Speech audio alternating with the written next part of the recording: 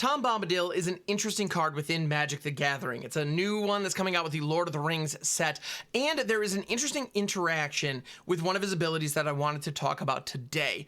He has the ability that whenever the final ability of a saga you control resolves, you get to reveal cards from the top of your library until you reveal a saga and put that saga into play.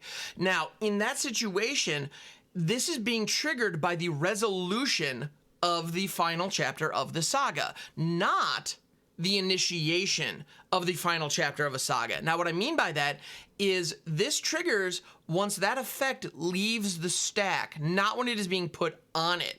Now, the reason that that's an important distinction is because we have sagas that are capable of putting Tom Bombadil into play as part of the final chapter. There are two that come to mind right away, and there honestly maybe more. We have Cruelty of Gix, which is going to be legal in Alchemy and Historic, not to mention the older formats, of course, where Tom Bombadil will be legal, and of course Commander. And then we also have Elspeth Conquers Death, which is going to be legal in, Historic, Modern, etc., alongside Tom Bombadil. Both of which, their third chapter can reanimate Tom Bombadil. When they do, Bombadil will be on the field when the third chapter of a saga you control finishes resolving. Once it leaves the stack having been completed, it then will trigger Tom Bombadil, and you will get to reveal cards until you reveal a saga and put it onto the battlefield. At which point, if it has read ahead, you'll get the choice of what counter you would like to start with and the like. Now, be aware this does only trigger once per turn, so you can't, infinitely loop Cruelty of Gix and reanimate 4 things out of your graveyard all in one turn.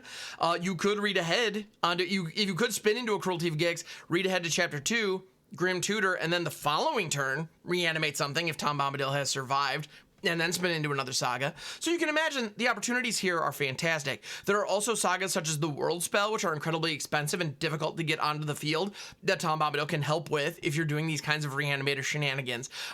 It's also just a 5-drop if you can actually juggle all 5 colors. But the card is excellent, and this was an odd user experience.